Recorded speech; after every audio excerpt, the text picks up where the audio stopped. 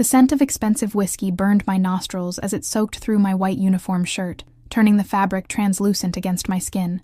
Ice cubes clattered to the floor around my feet, melting into small puddles that reflected the dim Edison bulbs hanging from the exposed brick ceiling of Bellisimo's. Time slowed as laughter erupted from table 7, 4 men in tailored suits, their Rolex watches glinting as they raised their remaining drinks in mock toasts. I stood frozen, humiliation burning hotter than the alcohol seeping through my clothes. "Looks like you could use a drink, sweetheart," sneered the one who'd thrown his glass, some finance type with too much money and too little decency. His friends howled with laughter, drawing stares from the other patrons of the upscale Italian restaurant.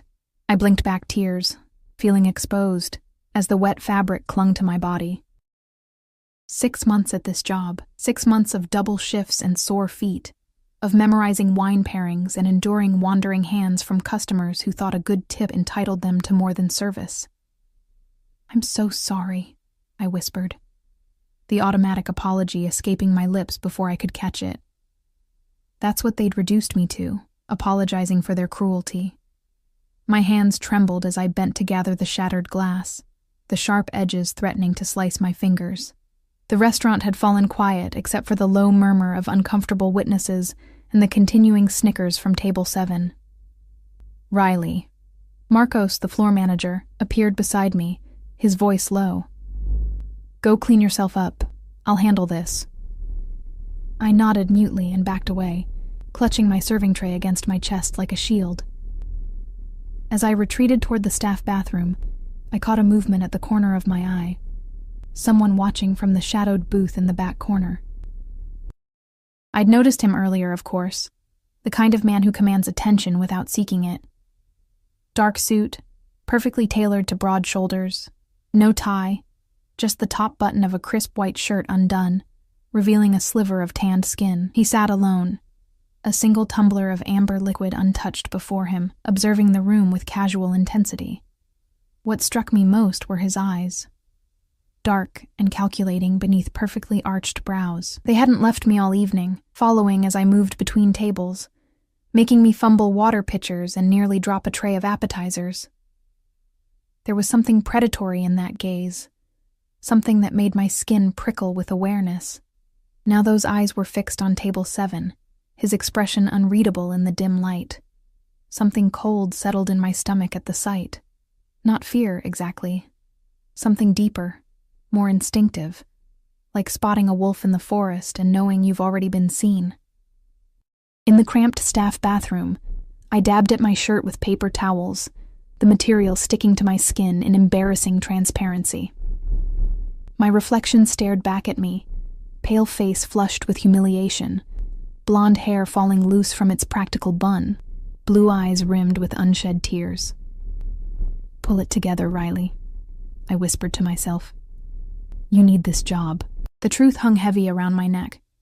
Rent due in 3 days, a refrigerator holding nothing but condiments and a half-empty carton of milk, and the persistent calls from collection agencies about medical bills I couldn't pay. My father's cancer treatments had drained what little savings I'd managed to scrape together waiting tables since dropping out of college to care for him.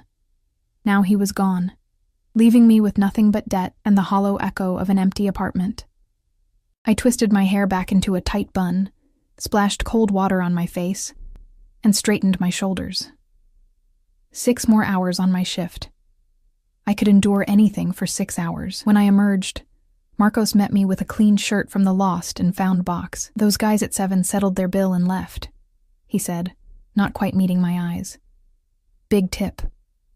Meaning management wouldn't be asking them not to return, regardless of how they'd treated staff."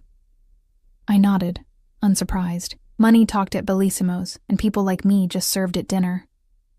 I changed quickly and returned to the floor, my professional smile plastered back in place, though it felt brittle around the edges. The dining room had resumed its normal hum of conversation and clinking silverware. Table 7 was empty now, littered with crumpled napkins and half-eaten entrees. As I approached to clear it, I noticed something unusual. The dark-eyed man from the corner booth was gone too.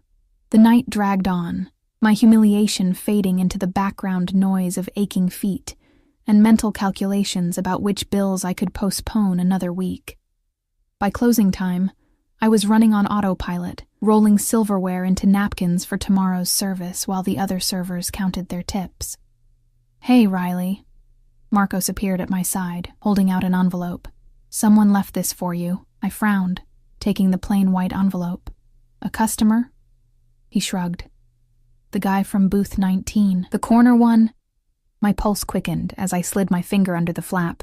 Inside was a stack of crisp $100 bills. More money than I made in 2 weeks. "What the hell?" I whispered, quickly tucking the money back into the envelope when I caught Sophia, another server, watching with undisguised curiosity. "There's a card," Marcos said, pointing to a small rectangle of heavy cream cardstock that had fallen onto the counter. In elegant black script, it read simply, "For the dry cleaning. AV." "Who is AV?" I asked, but Marcos just shrugged again. "Never seen him before tonight, but whoever he is, he ordered our most expensive whiskey and didn't touch it. Left a $1,000 tip too." I stared at the envelope in my hand, unease creeping along my spine. This was too much money for dry cleaning a cheap uniform shirt. Way too much. What did this stranger want from me? Outside, the October night had turned cold, a cutting wind sweeping between the tall buildings of downtown. I pulled my thin jacket tighter around me, wishing I'd had the foresight to bring a scarf. The restaurant was in the business district, largely deserted at this hour, except for the occasional late-night office worker hurrying toward the parking garages. I headed for the bus stop 3 blocks away, my footsteps echoing on the empty sidewalk. The weight of the envelope in my purse seemed to grow heavier with each step. Common sense told me to return it, that no one gave away money without expecting something in return. But another voice, the one that remembered my empty refrigerator and looming eviction notice, whispered that maybe, just maybe, this was the stroke of luck I desperately needed. The sound of an engine purring to life made me jump.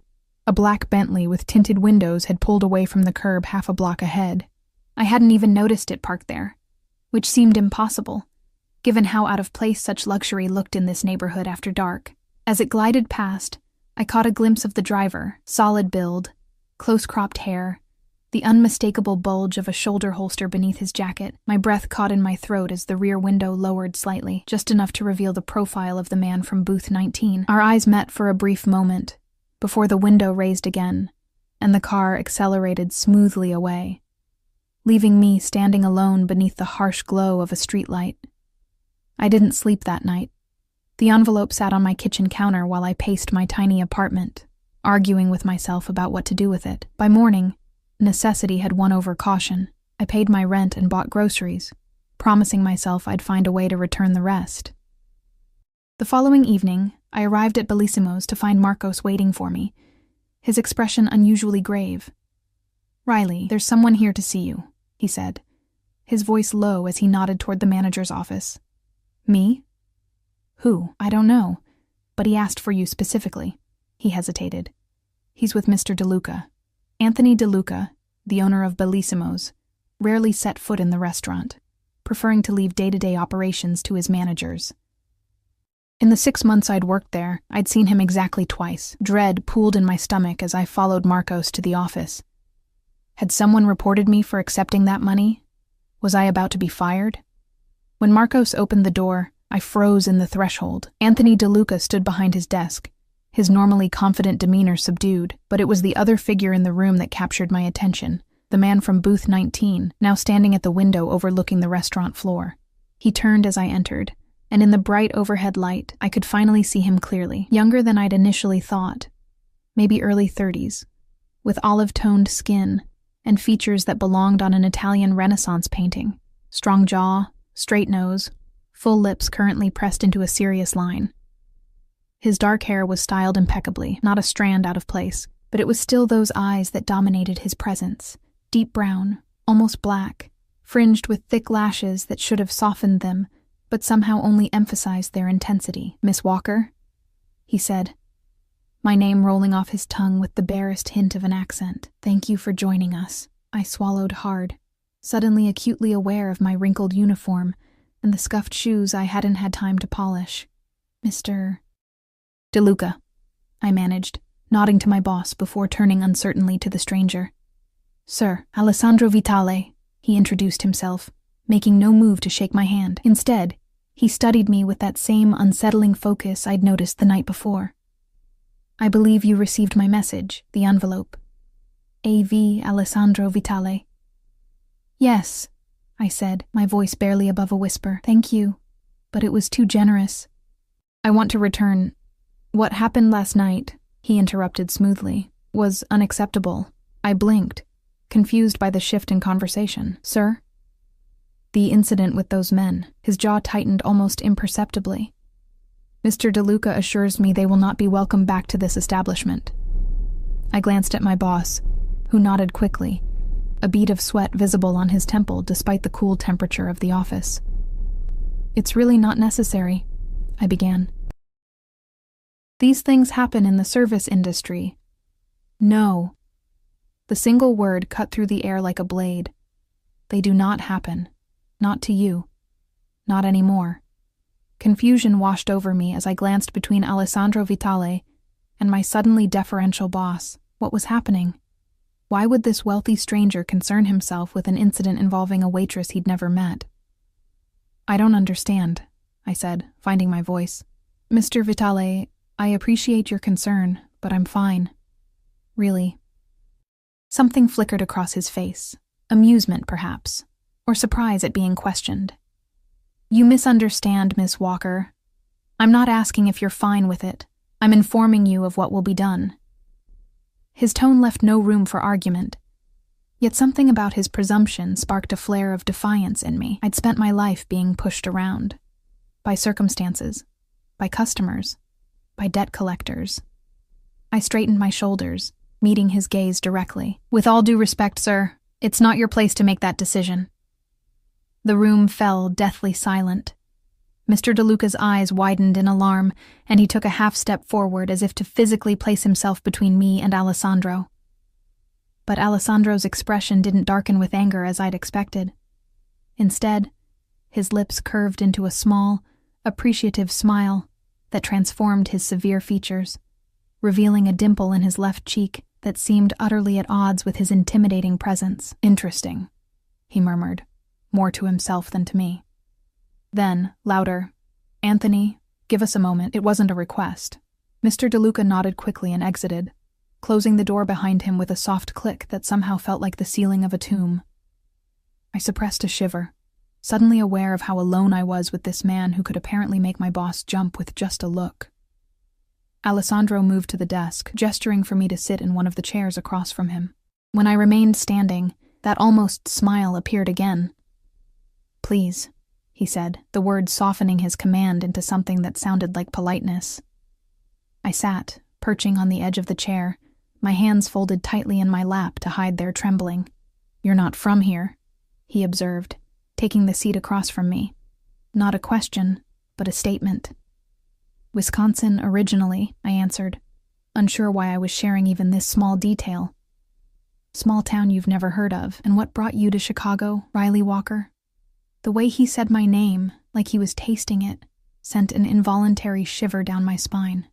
"My father got sick," I said simply, not wanting to dredge up the painful details for a stranger. "I came to be with him, for treatment at Northwestern Memorial." Understanding flickered in those dark eyes. "And now?" "Now he's gone," I said, the words still raw even after 6 months. "And I'm still here." Alessandro nodded once, as if I'd confirmed something for him. "You work 2 jobs, this one, and morning shifts at the cafe on Michigan Avenue." My blood ran cold. "How do you know that?" Instead of answering, he reached inside his suit jacket and withdrew a slim leather wallet. From it, he produced a business card and slid it across the desk to me. Black cardstock with silver lettering embossed with a simple AV and a phone number, nothing else. "I have a proposition for you, Miss Walker." Warning bells clanged in my head. I'd heard about propositions from wealthy men before. Sophia had gotten one just last month. A sugar daddy offering to pay her rent in exchange for companionship. "I'm not that kind of girl," I said firmly, pushing the card back toward him. For the first time, genuine surprise registered on his face. followed by something that might have been offense. "I'm not that kind of man," he replied, his accent more pronounced in his indignation. Heat flooded my cheeks. "I'm sorry, I just assumed I'm offering you a job, Miss Walker. A legitimate one." I blinked. "A job? Doing what?" "My personal assistant recently left for maternity leave. I need someone to replace her temporarily. 6 months, possibly longer, but I don't have any qualifications. I'm a waitress. You're observant, efficient. You handle difficult situations with grace." His eyes held mine. "And you need the money." The last statement hit like a slap, reminding me of my precarious financial situation. Still, suspicion nagged at me. "Why me? There are thousands of qualified candidates in Chicago." "Because I've decided it should be you." The simplicity of his answer was somehow more unsettling than any elaborate explanation would have been. He didn't feel the need to justify his decisions to anyone, least of all a waitress from Wisconsin. "The salary is $15,000 a month, plus benefits. A car and driver at your disposal, an apartment in my building, should you wish it." I nearly choked. 15,000? A month? His expression didn't change. "Is that insufficient?" A hysterical laugh bubbled up in my throat. "That was more than I made in half a year." "No, it's fine." "Good." He stood, buttoning his suit jacket with a casual elegance that spoke of a lifetime of privilege. "You begin tomorrow. My driver will collect you at 7 a.m. "Wait," I protested, rising quickly. "I haven't accepted yet." Alessandro paused, studying me with that penetrating gaze that seemed to see through my skin to the desperation beneath. "Haven't you?" The question hung in the air between us, honest in a way that stripped away pretense. We both knew I couldn't afford to refuse. My father's medical bills alone. What would I have to do? I asked finally. "Manage my schedule. Coordinate with my security team.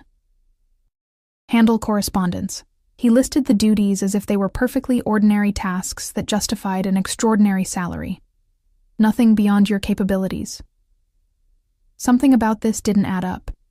Men like Alessandro Vitale didn't pluck random waitresses from obscurity for high-paying positions. There was more to this story, more that he wasn't telling me. "Who are you, really?" I asked softly. A ghost of that dimpled smile appeared again. "Someone who repays debts, Miss Walker. You'll come to understand that about me." "What debt?" "We've never met before last night." Alessandro stepped closer, close enough that I could smell his cologne. Something expensive and subtle, with notes of cedar and bergamot. "Your father," he said quietly. "Thomas Walker. He was a good man." The floor seemed to shift beneath me. "You knew my dad?" "We had business together many years ago. He did me a service I never properly repaid." His eyes softened fractionally. When I recognized his daughter, I knew I had my chance to make it right. "You recognized me?" I whispered, disbelief flooding through me. "How?" "You have his eyes." Alessandro's gaze lingered on my face. The same shade of blue, determined, honest.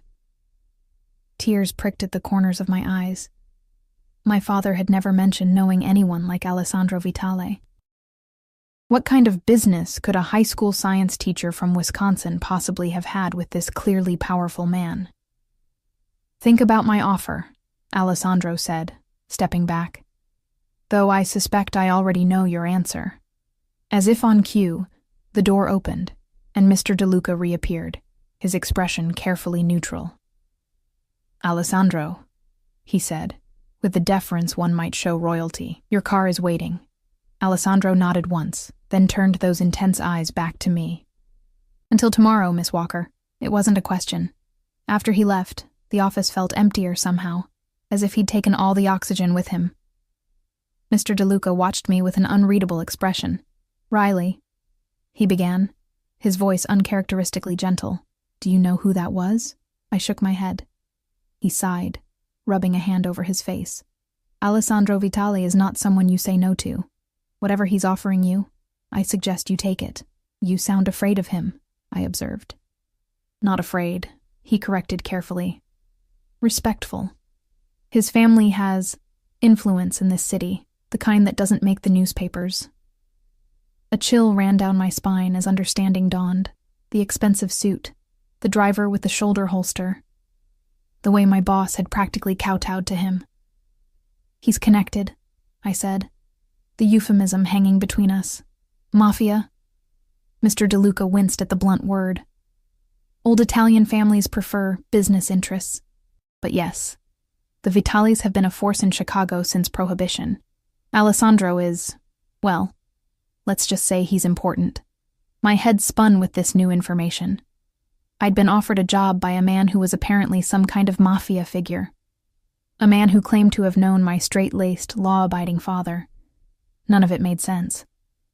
"Take the night off," Mr. DeLuca said, patting my shoulder awkwardly. "You have a lot to consider." I nodded numbly and gathered my things from the staff room, ignoring the curious glances from my co-workers. Outside, the night air had turned biting, a precursor to the brutal Chicago winter to come. As I walked to the bus stop, my mind raced. I should refuse the offer, walk away, call the police even, though I wasn't sure what crime I would report. Being offered a suspiciously high-paying job hardly seemed like something the Chicago PD would care about. But the thought of going back to endless double shifts, of dodging bill collectors and eating ramen for dinner every night, and there was my father's memory to consider. If Alessandro Vitale had truly known him, perhaps this was a chance to learn something new about the man I thought I'd known completely. A sleek black car pulled up beside me, the passenger window sliding down silently. The driver, the same broad-shouldered man I'd glimpsed last night, regarded me impassively. "Miss Walker," he said, his voice surprisingly gentle for someone so intimidating. "Mr. Vitale thought you might appreciate a ride home." I hesitated, eyeing the luxury vehicle warily. "I'm fine with the bus. It's going to rain," the driver observed, nodding toward the dark clouds gathering overhead. "And the next 156 isn't due for 30 minutes. How did he know which bus I took? Before I could respond, fat raindrops began to splatter on the sidewalk around me. Within seconds, they'd intensified to a downpour that soaked through my thin jacket. With a resigned sigh, I opened the car door and slid into the plush leather back seat, immediately enveloped in warmth and the lingering scent of Alessandro's cologne. "Thank you," I said to the driver as he pulled smoothly away from the curb. "Marco," he supplied, meeting my eyes briefly in the rearview mirror. "And it's my pleasure, Miss Walker." "Just Riley is fine." Marco nodded, a small smile touching his otherwise stoic features. "Mr. Vitale speaks highly of you." I blinked in surprise. He barely knows me. He's a good judge of character. The car glided through the rainy streets, the expensive suspension absorbing every bump and pothole. Through the tinted windows, I watched the city transform from the gleaming business district to my considerably less glamorous neighborhood. "May I ask you something, Marco?" He inclined his head slightly, keeping his eyes on the road. "What kind of man is Alessandro Vitale, really?" Marco considered this for a long moment. "Loyal," he said finally, "to those who earn it. Fair, in his own way. Not someone who forgets either a kindness or a slight." He glanced at me again in the mirror. "And not someone who makes offers lightly." The car pulled up in front of my apartment building, a rundown brownstone that had seen better days several decades ago. Marco was out and opening my door before I could reach for the handle, holding an umbrella over me as he escorted me to the entrance. "Mr. Vitale will send a car at 7 a.m., he said, seemingly untroubled by the rain soaking his shoulders. "Should I tell him you'll be ready?" I stared at this man who so clearly believed I'd already made my decision. Perhaps I had. "Yes," I said finally. "I'll be ready." Marco nodded once, something like approval flashing in his eyes. "Good night, Miss Walker. Sleep well." Back in my cramped apartment, I sank onto my second-hand couch, Alessandro's business card clutched in my fingers. The sleek black cardstock seemed to absorb the dim light from my single lamp. I'd just agreed to work for a man who was, by all indications, involved in organized crime, a man who knew my father somehow. A man who looked at me with an intensity that made my skin burn. What had I gotten myself into? My phone buzzed with a text from an unknown number. "I look forward to our partnership, Miss Walker. AV." I stared at the screen, wondering how he'd gotten my number, then laughed at myself. Of course, Alessandro Vitale could get a waitress's phone number. He probably had my entire life history at his fingertips. Instead of frightening me, the thought brought an odd sort of relief. After months of being invisible, of struggling alone, someone saw me, even if that someone was a dangerous man with unclear intentions. I texted back a simple, "Until tomorrow." As I prepared for bed, my father's voice echoed in my memory. "Be careful the debts you incur, Riley girl. The most dangerous ones are those you don't know you're taking on." I wondered, as sleep finally claimed me, what debt I might be incurring now, and what Alessandro Vitale would ultimately expect in payment. The car arrived at precisely 7 a.m., not a minute earlier or later. Marco stood on my doorstep, immaculate in his black suit despite the early hour, holding an umbrella against the persistent drizzle. "Good morning, Miss Walker," he greeted me, his expression professionally neutral as he took in my appearance. I'd agonized over what to wear, settling finally on the one business-appropriate outfit I owned, a navy pencil skirt and cream blouse I'd worn to my father's funeral, paired with sensible black heels. My blonde hair was pulled back in a sleek ponytail, and I'd applied minimal makeup, aiming for professional rather than glamorous. "Is this appropriate?" I asked hesitantly as Marco opened the car door for me. A ghost of a smile touched his lips. "Mr. Vitale appreciates punctuality and preparedness. You've demonstrated both." Not quite an answer, but I slid into the back seat anyway, clutching my worn leather purse like a lifeline. We drove north, away from my neighborhood, and toward the gleaming high-rises of the Gold Coast. The rain-slicked streets reflected the early morning light, the city transforming from gritty to glamorous with each passing block. "May I ask where we're going?" I ventured after several minutes of silence. "Vitale Tower," Marco replied. "Mr. Vitale maintains offices on the top floor and a residence on the penthouse level." I'd seen the building from afar, an elegant spire of glass and steel overlooking Lake Michigan. Its top floors often shrouded in clouds on stormy days, the kind of place where condos started in the millions, and the lobby probably had fresh flowers every day. "And that's where I'll be working? In his office?" "Primarily," Marco confirmed, turning onto Michigan Avenue. "Though your position may require travel at times." Travel. I'd never been farther from home than Chicago, had never even owned a passport. The prospect was simultaneously terrifying and thrilling. We pulled into an underground parking garage beneath the tower, bypassing the public entrance for a private elevator that required Marco's fingerprint and a key card to access. As the doors closed silently behind us, I caught my reflection in the mirrored walls. Pale face, wide eyes, the picture of uncertainty. "Mr. Vitale can be intense," Marco said suddenly, his eyes meeting mine in our reflections. "But he is fair. Remember that." Before I could respond, the elevator doors opened directly into a reception area that looked like something from an architectural magazine. Soaring ceilings, marble floors, and floor-to-ceiling windows overlooking the lake.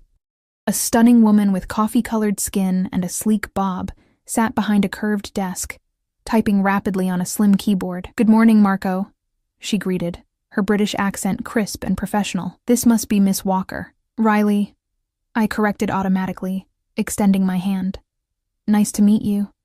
"Zara Khoury," she supplied, her handshake firm. "Head of Security Operations for Mr. Vitale. I've been looking forward to meeting you." "Head of Security?" She looked more like a fashion executive, her tailored suit and statement earrings exuding understated wealth. "Mr. Vitale is waiting in his office," Zara continued, rising from her desk. "I'll take you to him." We walked down a hallway lined with what appeared to be original artwork, pieces I vaguely recognized from my single art history class in college. Picassos and Monets displayed without pretense, as casually as most people might hang family photos. At the end of the hall, Zara stopped before a set of double doors and knocked once before pushing them open.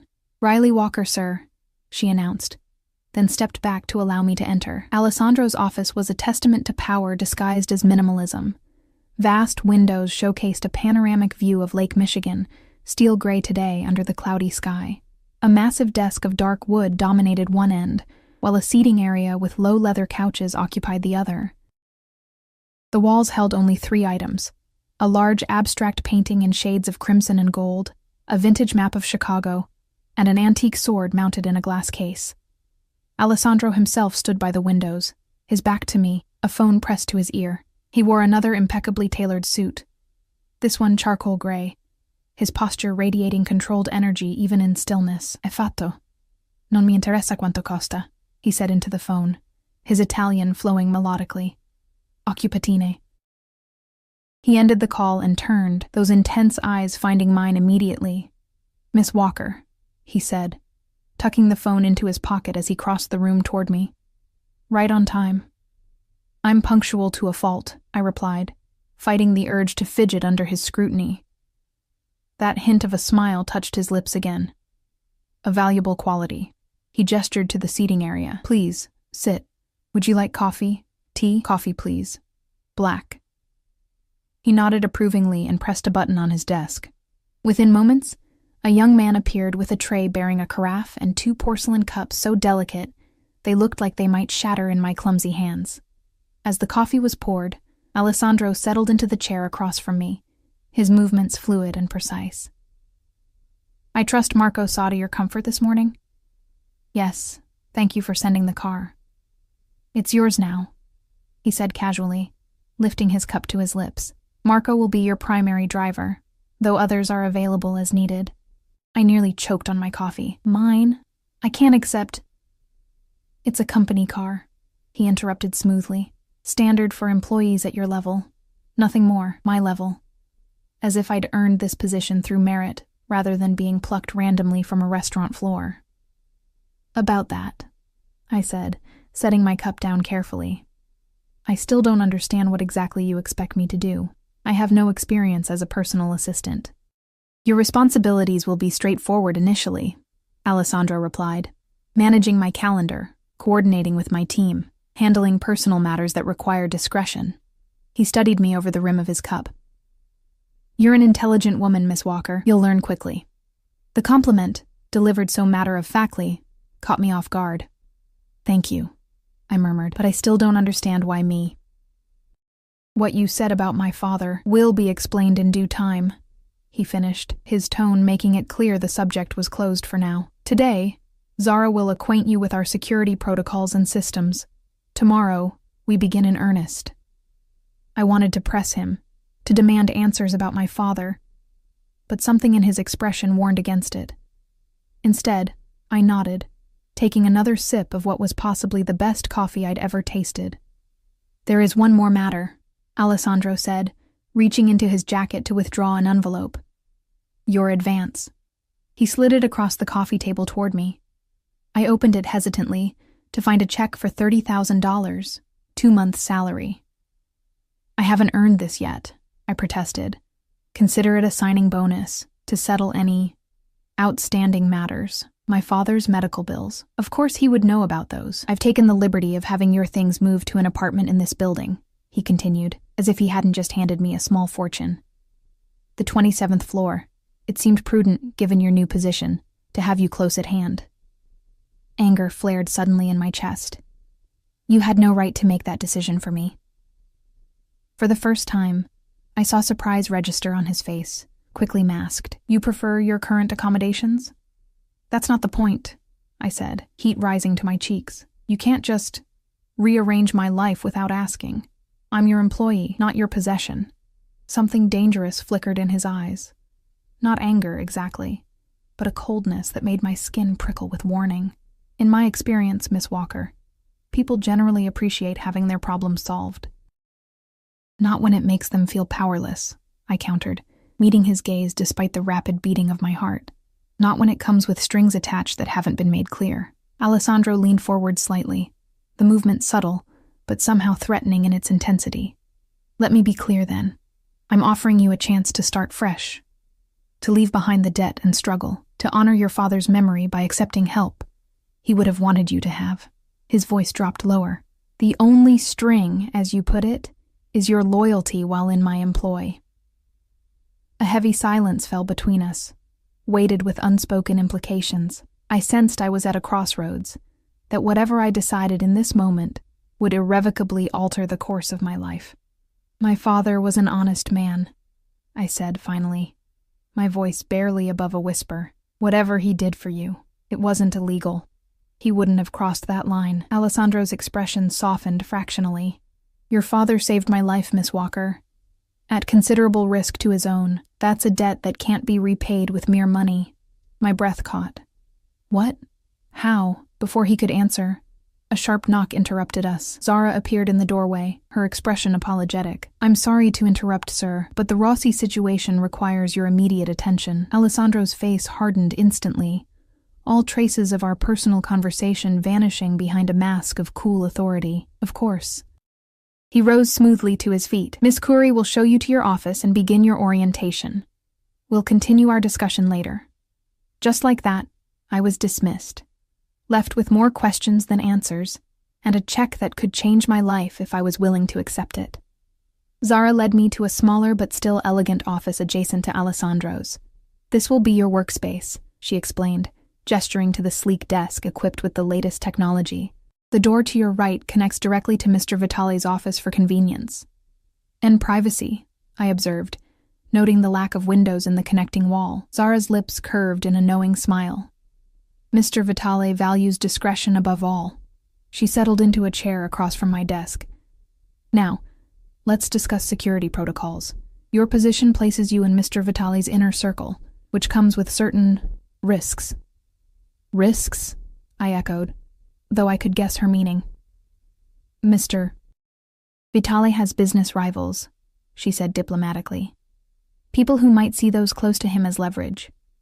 Your safety is now a priority for our security team. The implication was clear. By accepting this position, I was stepping into a dangerous world. One where waitresses could become targets simply by association. That's why he wanted me to move into the building, I realized. For security. Zara nodded. The 27th floor is reserved for key personnel. My apartment is across the hall from yours. Marco is 2 doors down. A gilded cage, then. Protection that doubled as surveillance. The rest of the day passed in a blur of information. Security codes, emergency protocols, communication systems, and an introduction to the sleek tablet that would serve as my primary work tool. By afternoon, my head was spinning with new names and procedures.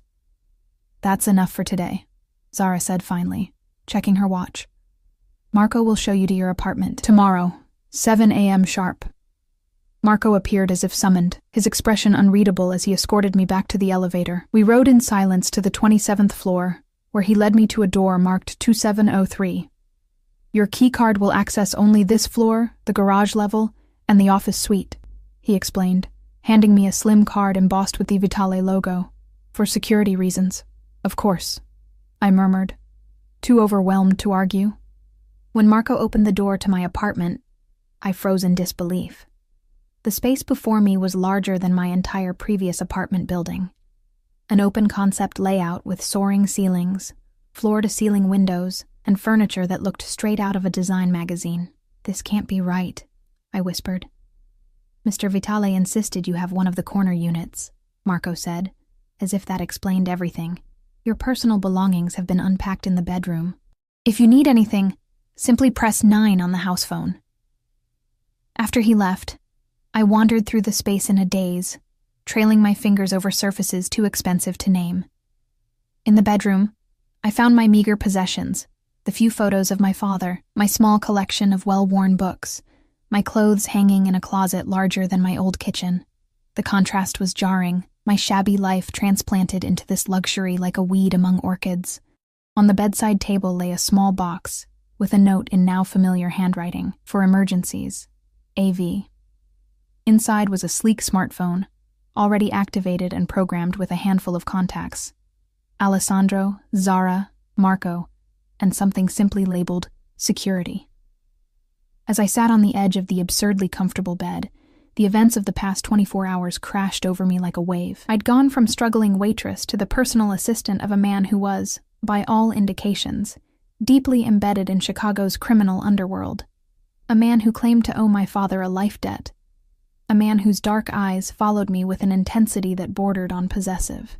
My phone, my old phone, buzzed with a text from Sophie. Where are you? DeLuca says you quit? I stared at the message, unsure how to respond. How could I explain what had happened when I barely understood it myself? Before I could decide, the new phone chimed with its own message. I hope the apartment meets your needs. Dinner, my penthouse, 8 p.m. We have much to discuss. AV. Not a request, not even a question. I glanced at the clock. 6:30 p.m. 90 minutes to prepare for dinner with Alessandro Vitale, a dinner where, presumably, he would finally explain his connection to my father and what exactly he expected from me in return for his generosity. I showered quickly in the luxurious bathroom, trying not to become distracted by the multiple shower heads and imported toiletries. After wrapping myself in the softest towel I'd ever touched, I faced the closet dilemma. Nothing I owned seemed appropriate for dining with a man like Alessandro.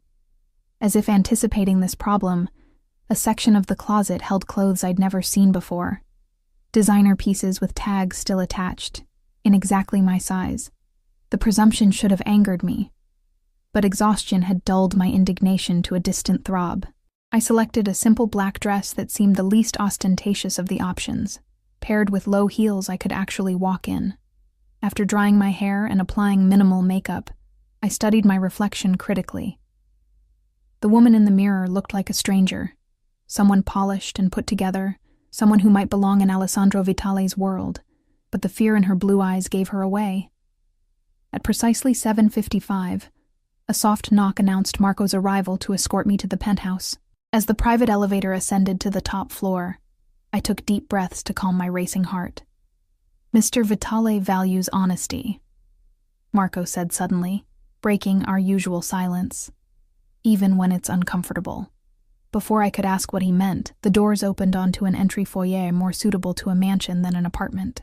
Alessandro stood waiting, having exchanged his business suit for dark trousers and a crisp white shirt, open at the collar. The casual elegance of his attire somehow made him more intimidating, not less.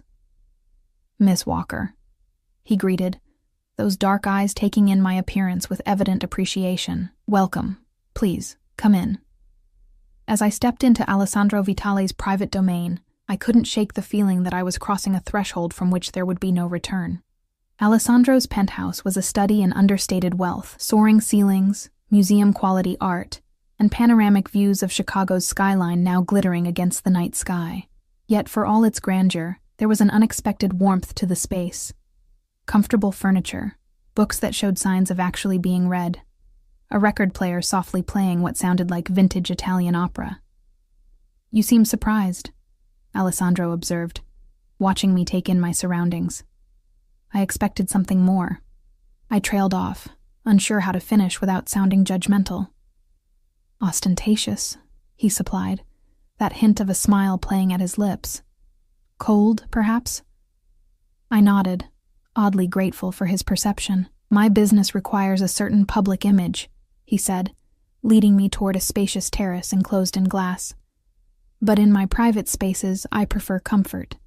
A table had been set for two, candles flickering in the gentle breeze from hidden vents. Beyond the glass walls, the lights of Chicago stretched to the horizon. The city spread beneath us like a tapestry of stars. It's beautiful, I murmured, drawn to the view. The most beautiful city in America, Alessandro agreed, his voice softening with genuine affection. Though I might be biased. You were born here? Third generation. My grandfather came from Sicily in 1924. He pulled out a chair for me. Please sit. I took the liberty of ordering dinner. As if on cue, a man in chef's whites appeared with the first course. Delicate plates of something that looked too artistic to eat. I hope you don't mind, Alessandro continued, taking his seat across from me. Paolo is my personal chef. He's prepared some family recipes tonight. The chef placed the dishes before us with a flourish. Capesante con purè di cavolfiore e tartufo nero, he announced, his Italian accent thick but melodious. Scallops with cauliflower puree and black truffle, Alessandro translated, a favorite of mine. I took a small bite and barely suppressed a moan of pleasure. The scallop melted on my tongue, the flavors complex and harmonious in a way I'd never experienced in the chain restaurants that were the extent of my culinary education. It's incredible, I admitted, taking another bite. Alessandro watched me with evident satisfaction before sampling his own plate. We ate in surprisingly comfortable silence for a few minutes, the excellence of the food requiring no commentary. As Paolo cleared our plates and poured wine into crystal glasses, I gathered my courage to address the questions that had been burning in my mind all day. "You said my father saved your life," I began, meeting Alessandro's dark gaze across the candlelight. "I'd like to know how." Something like respect flickered in his eyes, perhaps approval of my directness. He took a measured sip of his wine, considering his response. "It was 15 years ago," he said finally. "I was 22, just finishing college. My father sent me to Wisconsin on business. Legitimate business," he added, seeing my expression. "Timber mills. The Vitale family has diverse interests. Not all of them." He paused. "Controversial."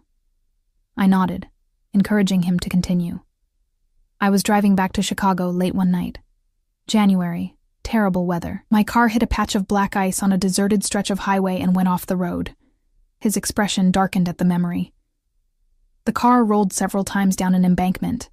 I was trapped, bleeding, with no cell service. A chill ran through me as I began to see where this story was heading." "And my father found you," Alessandro nodded. "Thomas Walker was driving home from a late night at school. Grading papers," he said. "He spotted the wreckage, climbed down that embankment in a blizzard, and pulled me from the car moments before it caught fire." My throat tightened with emotion. It sounded exactly like something my father would do, risking his life for a stranger without hesitation. "He took me to his home," Alessandro continued. "Your home, I suppose. The nearest hospital was 50 miles away and the roads were impassable. He cleaned my wounds, set my broken arm, watched over me through the night to ensure I didn't slip into shock." I could picture it vividly, our small house with its perpetually drafty windows, my father's careful hands tending to this injured young man, his teacher's patience as he monitored vital signs. "You were 17 then," Alessandro said, his eyes studying my face as if searching for traces of the teenager I'd been. "Away at a debate tournament, your father said. He showed me your trophies with such pride." Tears pricked at my eyes. Dad had always been my biggest champion. "Why didn't he ever mention you?" I asked. "In all these years, he didn't know who I was," Alessandro replied simply. "I gave him a false name. When my father's men came to collect me the next day, I'm certain Thomas understood something wasn't as it seemed, but he never asked questions. He simply helped a stranger in need, expecting nothing in return." His voice grew softer, a rare quality in this world. The chef returned with our main course, ossobuco with saffron risotto, but I barely noticed the presentation, absorbed in Alessandro's story. "So you tracked him down later?" I asked once Paolo had retreated again. "I tried," Alessandro admitted, "but discreetly from a distance. Your father had a clean life, a good life. I didn't want to complicate it with my presence. The implication hung between us." By then, Alessandro would have been deeper in his family's business, the kind of connection that could taint my father's reputation as an upstanding teacher. "So instead you watched from afar," I said softly, understanding dawning. "And when he got sick," Alessandro's jaw tightened almost imperceptibly. "I couldn't interfere directly. He was proud, your father. He would have refused help from a stranger, especially one like me." A shadow crossed his features, but I made sure the best specialists were always available to him, that certain medical bills disappeared. My mind raced back to the mysterious insurance adjustments that had reduced some of Dad's astronomical hospital bills, adjustments the hospital administrators had never been able to explain satisfactorily. "That was you," I whispered. He inclined his head slightly in acknowledgement. "It was little enough, compared to what I owed him. And now you're... what? Transferring that debt to me?" I couldn't keep the edge from my voice. "Is that what this job is about? Paying off a debt to a dead man?" Alessandro's expression hardened, and I immediately regretted my harsh tone. But instead of anger, his response held a surprising vulnerability. "When I saw you in that restaurant," he said quietly, "being humiliated by those men not fit to breathe the same air as Thomas Walker's daughter, something shifted in me." He chose his words carefully, as if navigating unfamiliar emotional territory. "I recognized an opportunity to honor a debt, yes, but there's more to it than that." His eyes held mine with an intensity that made my breath catch. You showed the same courage as your father that night, the same dignity in the face of cruelty. It affected me. The admission seemed to cost him something. A crack in the armor of control he wore so effortlessly. I found myself wanting to reach across the table, to touch his hand in reassurance, but restrained myself. "So, this job is real?" I asked instead. "Not just charity or obligation?" "The position is genuine," he confirmed, seemingly grateful for the shift to more practical matters. "My previous assistant, Claudia, is indeed on maternity leave. The salary is standard for her position. Your duties will be exactly as I described."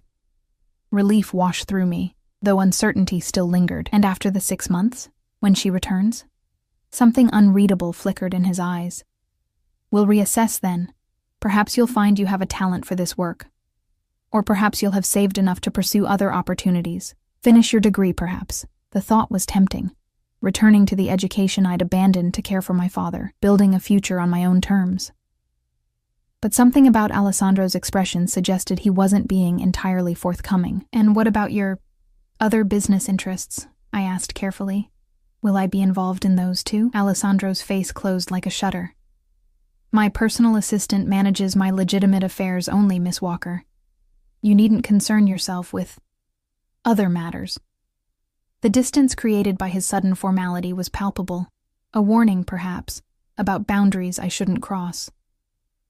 Paolo appeared again to clear our plates and serve dessert, a delicate panna cotta with fresh berries.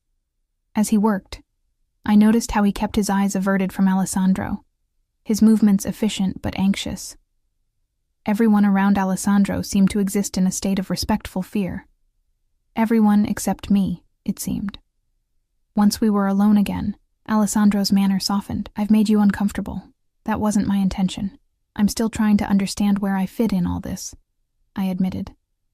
"One day I'm serving drinks, the next I'm dining in a penthouse with a man who's essentially a stranger, yet somehow connected to my past. It's disorienting. Understandable." He reached for the wine bottle, refilling my glass with practiced ease. "Perhaps we should start with simpler things then. Tell me about yourself, Riley Walker." The use of my first name, spoken in that slight accent, sent an unexpected shiver down my spine. "What do you want to know?" "Whatever you wish to share," he replied, his posture relaxing slightly. "Your dreams, your regrets, the person you were before life intervened." The invitation to speak about myself, not as an employee or a charity case, but as a person worthy of interest, was surprisingly touching. I found myself telling him about my abandoned studies in literature, my childhood in Wisconsin, the small dreams I'd set aside when my father's illness had consumed our lives. Alessandro listened with genuine attention, asking thoughtful questions that suggested he was truly engaged. As the evening progressed, the formality between us gradually dissolved, replaced by something that felt almost like friendship. "You're an old soul," he observed as I described my love of classic novels. "That's rare in someone your age." "My father used to say the same thing," I replied, surprised by how easily I could speak of Dad without the usual stab of grief. He'd find me reading Austen under the covers with a flashlight and just shake his head. Alessandro smiled, a real smile this time, not the guarded version I'd seen before. The expression transformed his face, softening the sharp edges of his features and revealing the handsome young man beneath the intimidating exterior. "What?" I asked, self-conscious under his gaze. "You have his smile," he said softly. "When you truly mean it, it's his." The observation, so personal, so unexpected, brought a flush to my cheeks. "Thank you for telling me that," I whispered. "It's nice to think I carry something of him with me." A comfortable silence fell between us, the city lights twinkling below as we finished our dessert. As Paolo cleared the final dishes and discreetly withdrew, leaving a carafe of coffee on a side table, I realized with surprise that nearly 3 hours had passed. The evening had flown by in a way I hadn't experienced in years.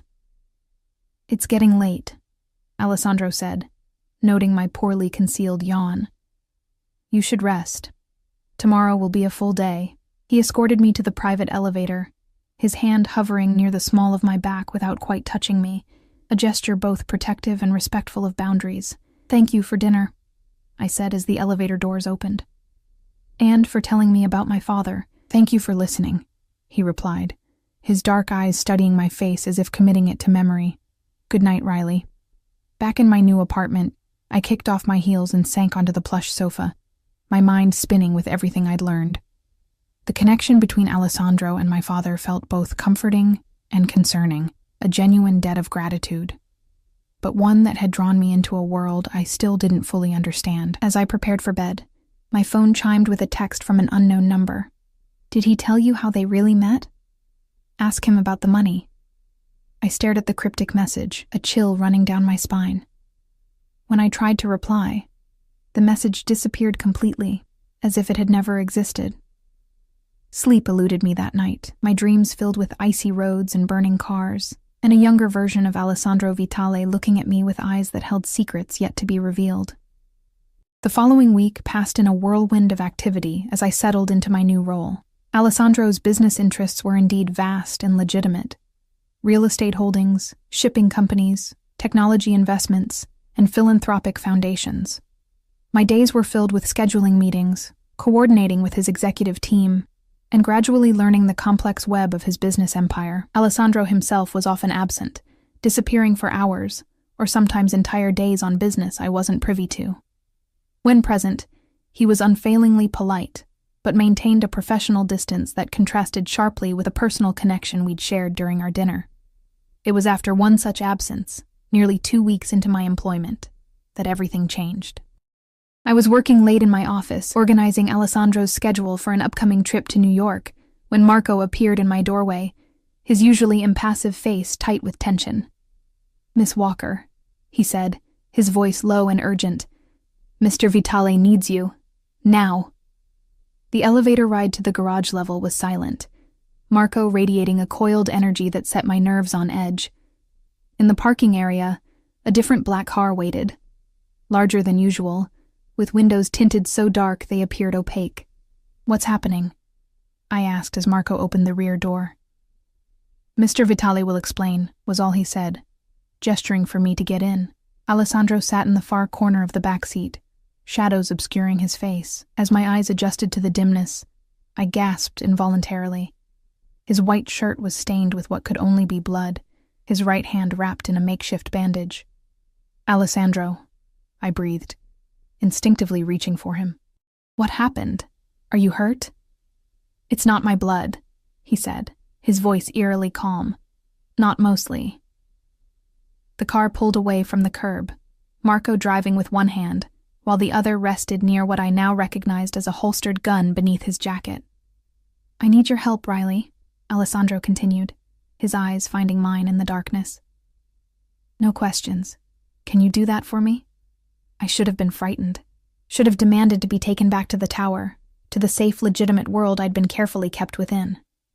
Instead, I found myself nodding, a strange calm settling over me as I reached for his injured hand. "Tell me what you need."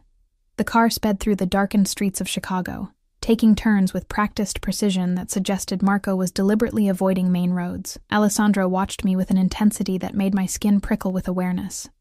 "There's a first aid kit under the seat," he said, his voice controlled despite the obvious pain he was in.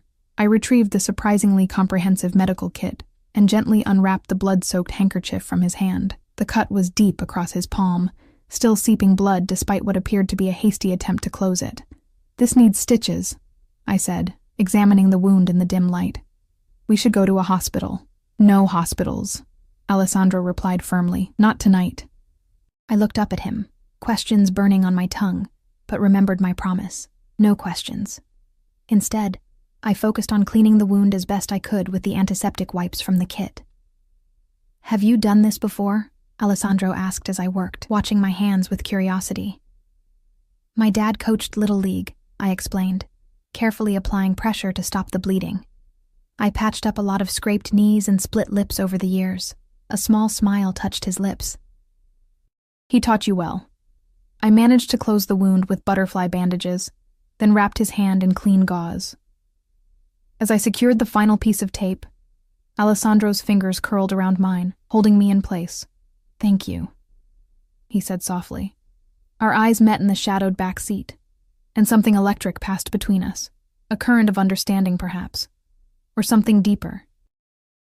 The house is secure, sir, Marco announced, breaking the moment as he pulled the car through an ornate gate that opened automatically at our approach. We had arrived at what appeared to be a large estate on the outskirts of the city, a sprawling mansion set back from the road, surrounded by manicured grounds and a high perimeter wall. Security cameras tracked our movement up the winding driveway. Where are we? I asked, unable to contain my curiosity any longer. My family home, Alessandro replied, straightening his blood-stained cuff as the car came to a stop. Where I grew up.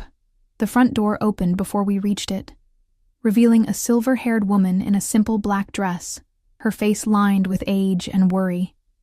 Her eyes widened at the sight of Alessandro's appearance, but she said nothing, simply stepping aside to let us enter.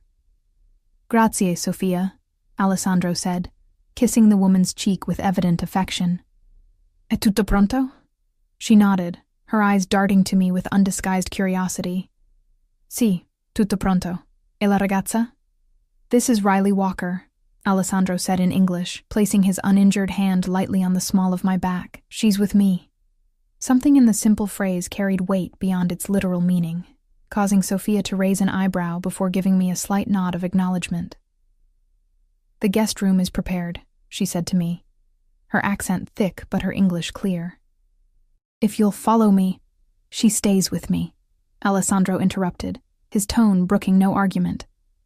Sophia's eyes widened fractionally, but she merely nodded again. As you wish.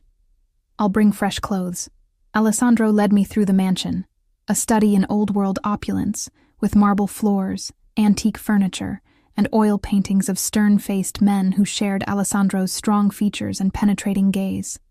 Ancestral portraits, I realized, generations of Vitales. We entered what appeared to be a study, its walls lined with leather-bound books, and its center dominated by a massive desk of carved mahogany. Alessandro went straight to a cabinet in the corner, pouring himself a generous measure of amber liquid before turning to me. Drink? I shook my head. I think I need a clear head right now. He nodded, respecting my decision, and downed his own drink in a single swallow. You must have questions, he said, setting down the empty glass. You said no questions, I reminded him. A ghost of a smile touched his lips. And you obeyed. Impressive restraint. I'm full of surprises. His expression softened, revealing that rare, genuine smile that transformed his face. Yes, you are. Sophia returned with a stack of clothing, placing it on a side table before withdrawing silently. Alessandro picked up a simple black dress and offered it to me. It was my sister's, he explained. She's about your size. I accepted the garment, suddenly aware of the specks of blood that had transferred to my own clothes while tending to his hand. Where can I change? He pointed to a door on the far side of the study. Through there.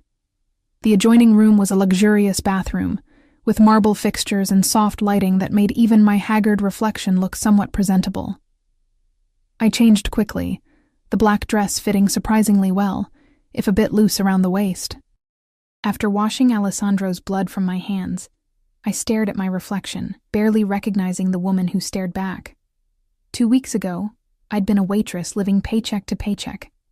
Now I was standing in a Mafia boss's family mansion, wearing his sister's clothes after bandaging a wound that had clearly come from some kind of violent encounter. What was I doing here? What invisible line had I crossed? And could I ever step back across it? When I returned to the study, Alessandro had also changed into a fresh shirt and was sitting behind the desk, his bandaged hand resting on the polished surface. He looked up as I entered, his eyes traveling over me in the borrowed dress. Better? He asked. I nodded, hovering uncertainly near the door. Come, sit, he said, gesturing to a chair across from him. I owe you an explanation. I approached cautiously, settling into the leather chair that seemed to swallow me in its depth. I thought you said no questions. I'm revising the terms, he replied with a hint of wry humor. You've earned answers tonight. What happened, Alessandro? I asked softly, my concern genuine. Whose blood was that on your shirt? He studied me for a long moment, as if assessing whether I could handle the truth. There are people in this city who would challenge what my family has built. he said finally. People who don't understand the rules of respect, of territory. And one of these people attacked you? His expression darkened. They attacked a business under my protection. A restaurant in Little Italy. The owner has paid for my family's protection for 30 years, never missed a payment, never caused trouble. I thought of Bellissimo's and Mr. DeLuca's obvious deference to Alessandro. A protection arrangement, then, the classic Mafia stereotype made real. They hurt this restaurant owner? I asked, trying to understand. They hurt his daughter, Alessandro corrected, his voice hardening to steel. 19 years old, home from college for the weekend. They wanted to send a message to me through my business associates. Horror washed through me. Is she? She'll recover, he said grimly. And those responsible have been dealt with. The implication hung heavy in the air between us. I should have been frightened, should have been running for the door. Instead, I found myself asking, "How did you cut your hand?" A flicker of surprise crossed his features, perhaps at the practical nature of my question rather than moral outrage. "Broken glass," he said after a moment. "Things got messy." I nodded, absorbing this information with a calmness that should have disturbed me. "Why bring me here? Why involve me at all?" Alessandro leaned forward, his dark eyes intense. "Because I needed to know." "Know what?" "If you would run," he said simply. "If you would see the reality of who I am, of what I do, and turn away." Understanding dawned. This was a test. He didn't deny it.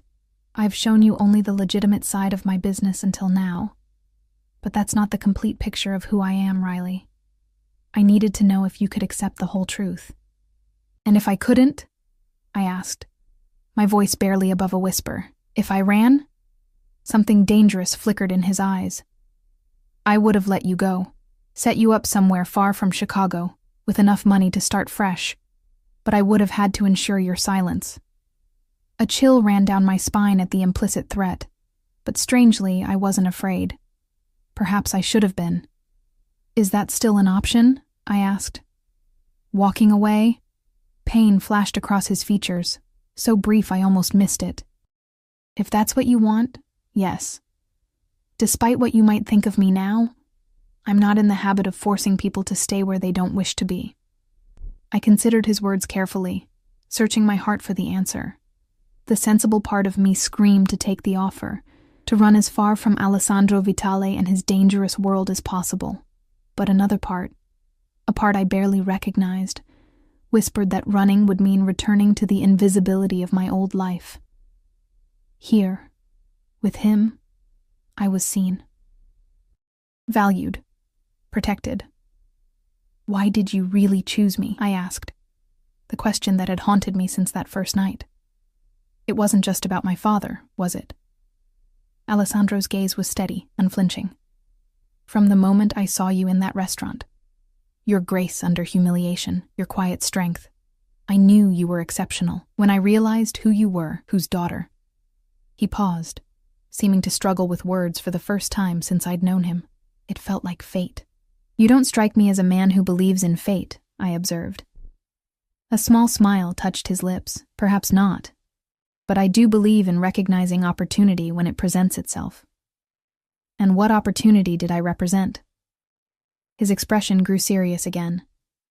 Someone uncorrupted by this world, someone who could see me, not just the power or the money or the fear I inspire, but me. He leaned forward, his voice dropping lower. "Do you know how rare that is, Riley? To be seen for who you truly are?" I did know. Since my father's death, I'd been invisible. Just another struggling waitress, anonymous in the city's vastness, until Alessandro had looked at me with those dark, seeing eyes. "I still don't fully understand what you want from me," I admitted. "Right now? Just your presence," he said, his honesty disarming. "Your perspective. Your trust, if you can give it." And in the future, a complexity of emotions crossed his face. Desire, hesitation, something that might have been tenderness. "That depends on you, on what you want." The air between us charged with unspoken possibilities. I should have been overwhelmed, confused by the rapid evolution of our relationship. Instead, I felt strangely clear-headed, as if the events of the night had burned away pretense and left only truth behind. "I want to understand your world," I said finally. "All of it, not just the parts you think I can handle." Surprise registered in his eyes, followed by what looked like admiration. "It's a dangerous world, Riley. Once you step fully into it, there's no going back to the life you had before." "I know," I said softly.